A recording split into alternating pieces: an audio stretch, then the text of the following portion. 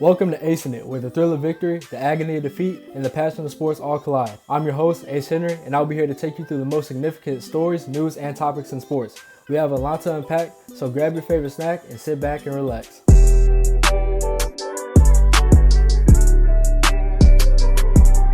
On today's episode, we're going to be covering college football games from the day. Currently, it is 8 o'clock Central Time, and so Notre Dame and Ohio State are still playing. Ohio State just went up 10-0 right now, so we'll be covering this game later on in the episode.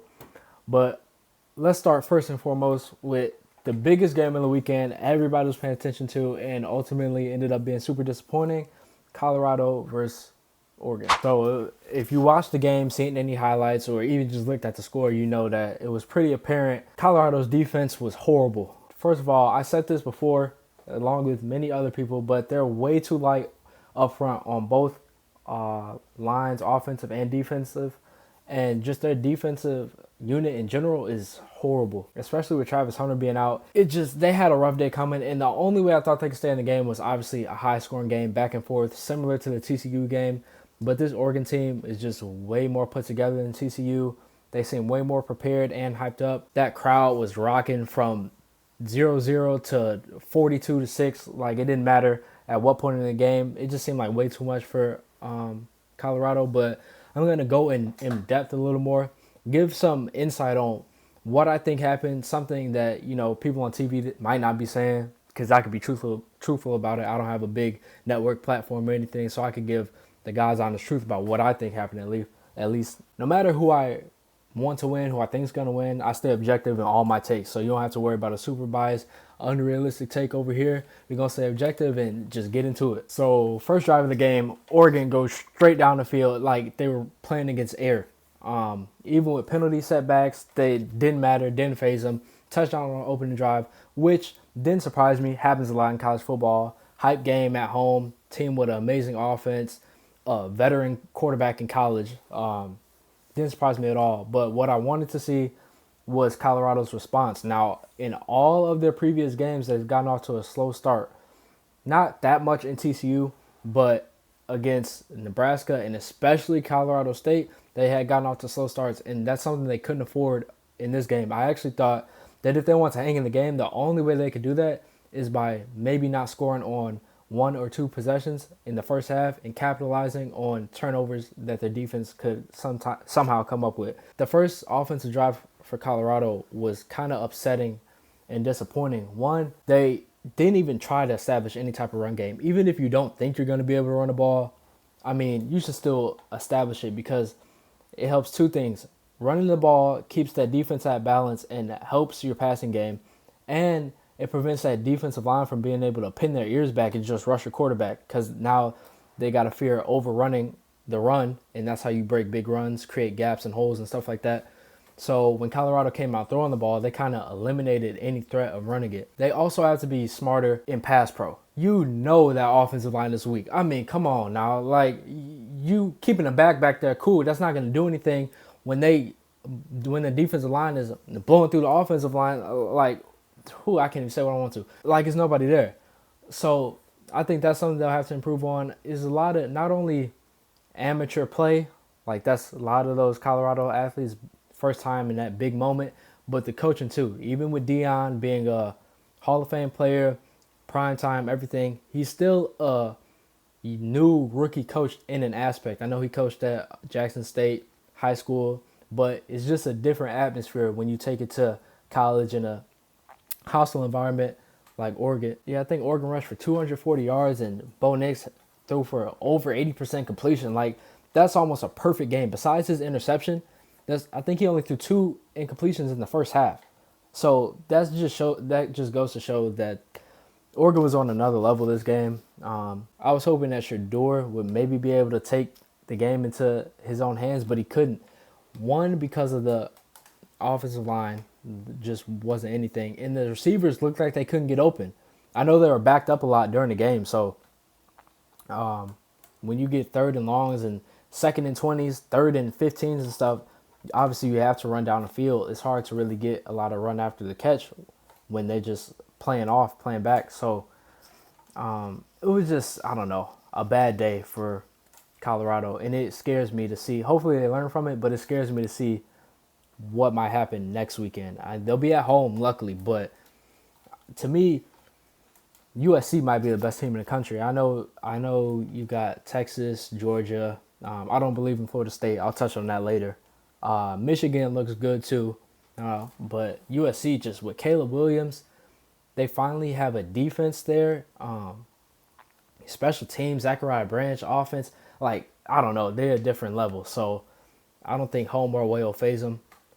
And we'll just see next weekend. There were some moments where I thought Shedeur showed signs of immaturity, trying to extend plays, like first down plays or even second down plays, where you're better off just taking a throwaway and living to the next down, so to say. Instead of pinning yourself back more and more, trying to extend a play when nothing is happening, just take the throwaway sometimes and, see what happens the next play. Get a manageable 3rd and 10, 2nd and 10, something like that. And there were times where he could have stepped up in the pocket. He was so worried about the pressure, which I don't blame him, that he kept drifting back occasionally, which makes it easier for the defensive line to disengage with the offensive line. And there are times that you need to step up in the pocket, maybe run a little bit. I know he's not the most dual threat. I mean, he showed signs of running today because he kind of had no choice. Nobody was getting open. But just step up, hope one of your receivers can come free, and if not, then that's when you could show the scrambling ability a little bit and take throwaways. But not just in this game. I noticed that in all 3 previous games, he takes a lot of sacks and not a lot of throwaways, which is good that he tries to extend plays and can make something happen. But sometimes you just need to learn and throw it away. And he'll obviously mature, get better. I think Tom Brady being his mentor, so to say, it'll help a lot in that, going back, watching the film. Because he's not the most, he's mobile, but he's not like, he's not Justin Fields, Lamar Jackson, but he's not a Tom Brady stiff, Peyton Manning stiff in the pocket, which I kind of like. I like seeing more of a pocket passer nowadays because it really shows that he can throw the ball. He has the arm talent and the ability to process defenses to be able to throw the ball at a high level without being a dual threat quarterback, and that being his excuse to be able to throw the ball good. But hopefully he bounces back next week and we get a real Heisman matchup between him and Caleb, because I think Caleb is a front runner by far. Back-to-back repeating Heisman looks like that's on the rise with him. But if Shedeur can somehow outplay him, match him or whatever, then it might not wash away the Oregon game, but it'll show that they were able to bounce back, something like that. But I think that's all I can really say about the Colorado-Oregon game. Super disappointing. Not that I wanted Colorado to win or anything. Obviously, I want to see a competitive game. But we didn't get that. And so next game I want to jump into is Florida State and Clemson. And boy, oh boy, did Dabo piss me off this game. Okay, so first things first, we're going to clear up the pregame stuff that I learned right before kickoff that you guys may not have known. So I know going into the game, Jordan Travis was a little banged up from the previous slug match last week against Boston College. He came in, I think, with a shoulder injury. Obviously, he was good enough to play, ended up winning the game, but he was a little banged up. Then Clemson, this might be I don't want to call anything dumb, but this might be one of the dumbest things I might have heard recently. A lot of stuff I'm hearing out of Clemson, it seems pretty dumb to me. So as much as kickers struggle in college, like it's rare to see a kicker excel in college, like have an amazing career. Just because the atmosphere, they're young, immature, super loud, hostile environments if you're on the road. And even at home, just hearing everybody cheering, knowing it's a big moment, it's a lot of pressure. And it's a lot to handle at that age when you might not have a lot of experience, especially coming out of high school or something like that. Clemson brought on a new walk-on kicker that had, if I'm not mistaken, hadn't kicked a field goal for the team. And hadn't kicked a field goal at all since August, I think they say. I think they say he was working somewhere. He was able to walk on and play because he was taking online classes at Clemson. So wasn't a part of the team, wasn't practicing. Today, Saturday, the day of the game against Florida State, was his first eligible day to play in pads. So he hadn't had pads on and hadn't faced contact in practice or anything. And they brought him in to play number 4 Florida State. And even though you're unranked this year, you lost to Duke, I get it. I thought they were going to win. I saw Florida State play last week against Boston College, a Boston College team that lost, I think, 52 20-something against Louisville today. Florida State barely was able to walk out with a win against them. So going into the game, you have a high chance of winning. You know, unless you run the table with touchdowns, you know that a field goal is going to come in at some point or another, or maybe even two. Now, I'll give him credit. He did make his first field goal in maiden. Wait, no. He made multiple field goals, if I'm not mistaken, or maybe just one. I'm not sure. But he was making his field goals early, pretty short in distance, making extra points, so nothing looked too worrisome. But then at the end of the game, it seemed like the writing was on the wall. They had control of the ball in the red zone.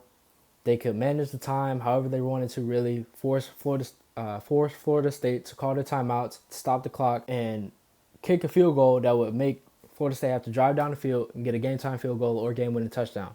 Tied up 24-24. It is a 29-yard field goal, close to an extra point, and the boy missed it wide left. And it was just disappointing seeing his, because I'm not blaming him. Personally, I'm not blaming him. You could say he's a kicker, blah, blah, blah, but this is not a typical kicker that has been practicing with the team all offseason, during the season, blah, blah, blah. He hadn't been kicking. And you put him in a position like that, you could argue he had been making it earlier, he should make it now, but that pressure is something different. And then they showed his parents in the stands. They just they weren't disgusted, but it's just heartbreaking. And I almost feel bad for him. And I'm gonna get to why I feel bad for him too, because I don't even think it should have gotten to that game-winning kick. If Clemson had a competent quarterback, one, they probably wouldn't have lost to Duke. They probably would have had a 2-possession lead in that game. I mean, one of Florida State's touchdowns came on a blindside hit where Cade got smacked, fumbled the ball, and then they returned it. And I know on that play, I think the running back was supposed to pick up the blitz. It was weak side, and he was looking the other way. But I mean, that pocket presence was just bad. And even if the running back was supposed to pick that up, I'm still gonna be cautious, right? Like it's not like they're not blitzing, they're rushing for. I can see everybody in front of me. If I think there's a weak side blitz coming, then I'm gonna be cautious of that. Peripheral vision. I have a clock in my head holding the ball. He just standing back there, patting the ball, and got blasted. So that's where I think his play recognition, his development is just not there for Clemson this year. And so I thought Clemson played really good. Other than that, hell, they can be lethal at times. Florida State offense to 31 in OT in college, which I think is pretty good. When they stopped Florida State on that 4th and 10, and they called the timeout right before that to get the play right again, that was stupid to me. I thought everybody in the stadium that knew football a little bit knew, okay, 4th down here, they're almost at midfield. We got about 20-some seconds left at that time. If we keep this timeout, because it doesn't do much for you unless they get to 4th down and you want to ice the kicker. Calling that timeout doesn't do much unless you don't know what's happening or you're worried that you're in the wrong defense, which is bad coaching at that point, or you don't trust your players. Either one, that's just bad coaching to me. So you call the timeout, you get your stop, and then you run the ball and get a good gain because they're not expecting you to run the ball. You run the ball, get past the 50, have plenty of time to hurry up and clock it, and your players are obviously unaware and or unprepared for the situation. And then Dabo just realizing that, oh, it was more time than I think. They were standing around for about 10 seconds, tries to run up the field with 3 seconds left, tell them to clock it. Obviously, that didn't work, and that's what took the game into overtime. So that's just, I don't know if Dabo's slipping as a coach. I know he better start believing in that transfer portal real soon, because you might be losing out on your little reign in Clemson. Going into the game, I thought that Florida State was super vulnerable, and maybe it was underestimating Clemson a little bit just because they didn't look like the same Clemson. But let's talk about Florida State. Just checking back in on the Ohio State Notre Dame game is now 10-7. Notre Dame got a touchdown, so only down by 3. About 3 minutes to go left in the third quarter. But is it me or Kyle McCord throws the ball like, huh? Like maybe it's because he was under pressure, kind of, not really, but he like oomps the ball out. And I never really believed in him much this year anyway. I thought Notre Dame was going to win this game, but we'll see. Ohio State kind of surprised me, defensively at least. But anyway, like I said, let's get into Florida State. Okay, so I'm not convinced that Jordan Travis is the guy that a lot of people think he is. And he has great dual threat ability. Don't get me wrong, and he seems very accurate most of the time. Like a pass today with that great catch on the sideline. If you guys know what I'm talking about, the receiver caught it with his fingertips, but that's a great pass, leading him out in front where the only possibility is maybe an overthrow or giving your receiver a chance to get it. So stuff like that, those are good throws. And he made various throws like that last week against Boston College. At the same time, when there's nothing there, he tries to do too much. Like a typical college quarterback, he just tries to do too much. Sometimes just throws it up. You could argue that that works. That's a smart decision sometimes because of the playmakers he has around him, gives them an opportunity to, go up 50-50. But there are times where it's ill-advised. And I just noticed that a lot last week in Boston College, which is really why I think that game was closer than it should have been because, well, I know Boston College returned a fumble for a touchdown, but Jordan had a lot of throws and plays where it was like, okay, you could have did this, obviously ran the ball here, dumped it down, but you were trying to make too much happen and do too much. But unfortunately, as I look at their schedule here, I don't think I'll get proven right about Florida State because they don't have a super light schedule, but by any means their schedule is not hard at all. Like Syracuse, undefeated in 2 weeks. Okay, that could be something to look out for. Duke, they look to be on a rise. Maybe a football school now, but 4-0. We'll see what they are in 3 weeks. Obviously, they beat Clemson earlier this year. We'll see how that matchup will be. Wake Forest, who's currently undefeated. They should beat them, but it's college football, so you never know what happened. November 11th, they have Miami. We'll see how good Miami is doing then. If it looks like the Miami we've been seeing, that could be the game that I get proven right, but will it count as being proven right if it takes, I don't know, 1, 2, 3, 4, 6, 7 weeks for it to happen? So I don't know. Then last game of the season, as always, they play Florida, who just because they beat Tennessee, Tennessee is my favorite college team, and I'm not convinced on them at all. Their offense is stagnant. Don't get me started with Tennessee, and their defense is nothing to mention. So I think that Florida-Tennessee game was a bit of a hoax. Not that I don't want to see Florida State in the playoffs. I just think that whoever they get matched up against will run through them. And I personally want to see USC and Caleb get in the playoffs. I want to see what he does in championship-like pressure moments. So if that takes Florida getting bounced, then that may happen. I guess another possibility is like Michigan losing. Because, they got Ohio State. I think another tough game, too. I don't see Georgia losing. And who's number 3? Texas? Maybe Texas. Got to look at their schedule, but maybe Texas. I don't know. We'll see. But Florida State Clemson was I know Clemson fans are sick today because the old Clemson would have ran through this Florida State team. Dabo, hey, you better lock in with this, find a new way to recruit, transfer portal, something, because your team is slipping and other teams are on the rise. Okay, getting into this Ole Miss Alabama. I'm not going to lie, I was expecting an Alabama loss today, but they proved me wrong and actually had a pretty impressive performance, especially in the second half after an embarrassing win, if that's a thing, after they barely beat USF. I don't know why they ever tried to change quarterbacks. I think Jalen Milroe could be not very good. He can work well enough for that team if they know how to use him right. But I don't think they've really had a true dual threat quarterback like that in a while, and he's really a better runner than passer, and they've never had a quarterback like that, so they don't know how to use him as much. And I'm damn sure not an Alabama fan at all, but as the most objective person in sports media, I have to call a spade and be fair to all teams. If they incorporate the rushing game like they did today, their defense, I think defense all year for them has been their strong point. Obviously, besides the Texas game, Texas threw it all over them. That was a one bad outing defensively, but other than that, defense is what they've been able to stand on, and is usually what they're able to stand on at Alabama. Obviously, like that year with Tua, they had a bunch of playmakers. Certain years, they've had great offensive weapons, but it's always been a good defense. They play fast, physical, so with great coaching, too, it's hard to beat them defensively. So I give them, I hate to say this, oh my goodness. I hate to say this, but I give them a chance to be there at the end of the year. They got Tennessee. The only thing that hurts them is that Tennessee lost that game to Florida, so they're not going to be highly as ranked. I think they're going to beat Tennessee. LSU, we'll see what their ranking's like. What hurts them is that they lost to Florida State, so they're a lower ranking.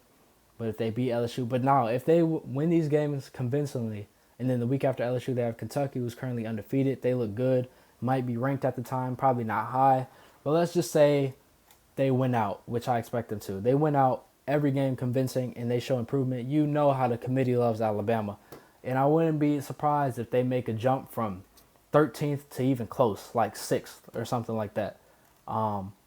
But they do look better. I think they'll improve every week from here on out. And really, I didn't think today's game, like Alabama made today's game much closer than it had to be. They had a missed field goal. They had 5 offensive possessions in the red zone, 1 touchdown, 3 field goals, and an interception in the red zone. So if they clean that up a little bit, then today would have been like a 35-10 game or something like that, and it wouldn't have been that close. So in Ole Miss, just touch on them quickly because there's not really much to mention. They're not going to be in the playoffs. Nothing really is going on with Ole Miss besides Lane Kiffin. Stop being so goofy, worried about social media and talking smack, outsmarting your opponents, and actually try to coach something. But I thought they were going to be able to steal another one against Alabama in the first half. I mean, it looked good for them in the first half. Alabama looked like the same streaky, shaky Alabama from last week. They had to lead, but after Ole Miss scored their 75-yard touchdown, they went 3 straight drives with 3 and outs and then missed a field goal on the following drive where they didn't get a 3 and out. And so they had multiple chances to pull away, go up, multiple scores, and they couldn't. So second half, I had a feeling that Alabama was going to make some adjustments, especially at home, and come out and rock them, which they did. So we'll see how this shakes up. But the SEC in general doesn't seem like the SEC this year. It really looks like the Pac-12 is the conference this year. Georgia's number 1, but they're not the same Georgia, and you can tell. But they're still a really good team, top 4. Tennessee, no, not this year. Alabama, might be the second best team, but they're still not a top team like that this year. Florida, no, it's just not that much going on in the SEC. So right now, it's about 9 o'clock Central Time, 10 o'clock Eastern Time. About to be entering the fourth quarter, up 17-0 on Iowa. I'll touch on that game a little bit. I'm surprised that Penn State is winning like this because at Illinois, they struggled bad, and Illinois is not that good of a team. And then Oregon State and Washington State. Now, this is something I'm keeping a mark of. Washington State up 35-21 in the fourth quarter. I made a blog post about Colorado mentioning how they could start the season 3-0 and finish 6-6 just because of their opponents, like their schedule. Actually, we'll just touch on that right now. Go over Colorado a little bit since, that's the biggest thing in sports. Even because they lost, now they're going to be talked about even more. It's just going to be scrutinized more since people have something to talk about. But if you take a look at their schedule, their next 4 out of the next 5 opponents are ranked. I know they got USC, UCLA, Oregon State, Washington State, and Utah. So 5 out of their 7, I think. 5 out of the next 7 are ranked. 5 out of the next 8. I'm sorry. 5 out of the next 8. Hey, math ain't too hot on a Saturday night right now. Washington State looks good, and Oregon's not a slouch at all. Oregon State is not a slouch at all, and Washington State is running through them right now. 38-21 now. By no means is this Washington State Colorado game gonna be a easy get back game for Colorado. So I think it's safe to say Colorado is going to be losing this next weekend against USC. They would have to play like the complete opposite. That would be the biggest turnaround in a week, in a season even, that I've ever seen. Is a team losing, almost getting shut out, losing by almost 40 points, and then beating a better team the next weekend. And then Colorado plays Arizona State. That should be a win. Stanford is not like the old Stanford, so that they should be able to win that. But just remember, Colorado is not your typical ranked opponent. Like, Colorado is technically ranked in front of Washington State, and right now I would say Washington State is the better team because Colorado has a weak offensive line and defensive line, which can even out the playing field against a team that might not have better skill players but has a more talented or bigger, stronger, faster offensive and defensive line. So we'll see. Then they play UCLA after Stanford. Just because UCLA lost today, Utah is a good team, and we'll see how that matches up. Then you have Oregon State after UCLA, another good team just because they're losing today. Washington State is a little underrated in my opinion. Another tough game. Arizona should be able to win that one, hopefully. That's the last unranked opponent. Then they finish out with Washington State at Washington State and Utah at Utah to close out the season on the road. So it's very possible for them. Earlier in the year, actually about last week before this Oregon game, I said I expect them to finish 8-2. But after they looked this bad at Oregon, I don't know if I don't know about that 8-2 pick. They got me a little nervous. Right now, I don't think they'll. You know, I'm gonna keep believing. I don't think they'll finish 6-6. I see a 7-3.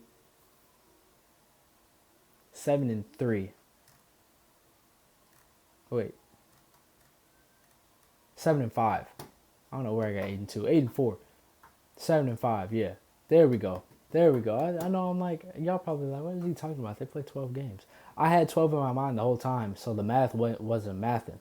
But 7-5 or, yeah, 7-5.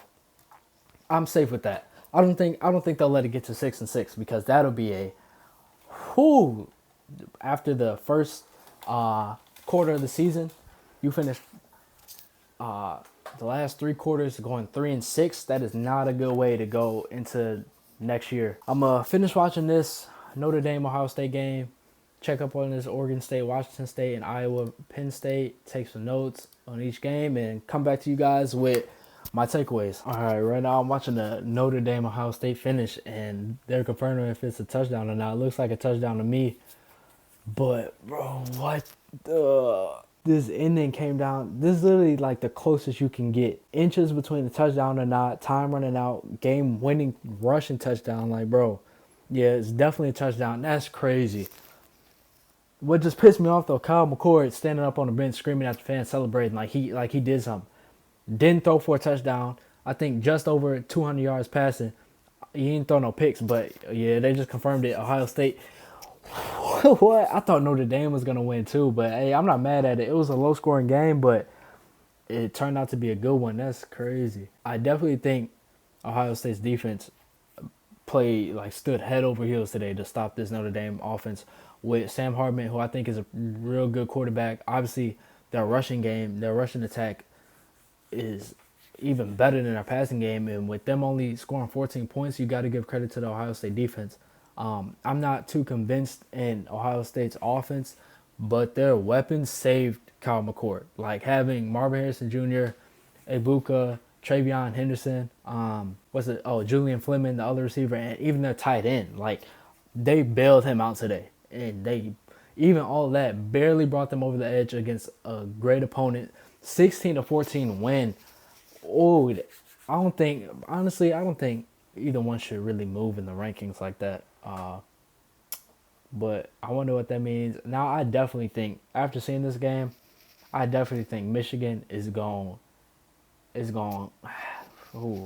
want to say have its way because it's a rivalry. It'll be a close game, but like I was saying, now Kyle McCord did make some clutch throws on this last drive. The one to Ibuka right at the goal line.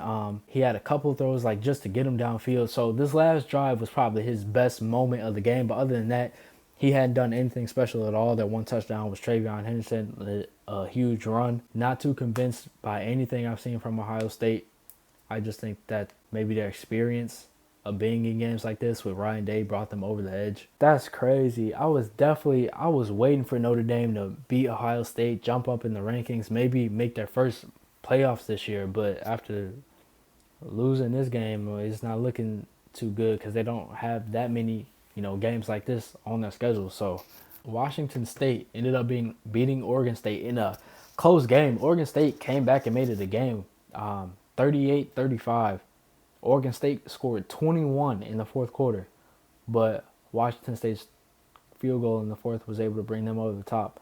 So, like I said, Washington State is no slouch by any means. And with Colorado State's loss and them beating Oregon State, they'll definitely jump up in the rankings, which that Pac-12 conference is just tough. I don't think it's really an easy game in the Pac-12. It's kind of taking place of the SEC this year. Ohio State won 17-14. They'll be in it just because of coaching, playmakers on both sides of the ball. But I think in college, your quarterback is what brings you over the top. Kind of even in the NFL, like in anything, your quarterback is what brings you over the top. There are only certain instances where you're able to win with a mediocre quarterback, especially in college. Like if he plays like a mediocre quarterback.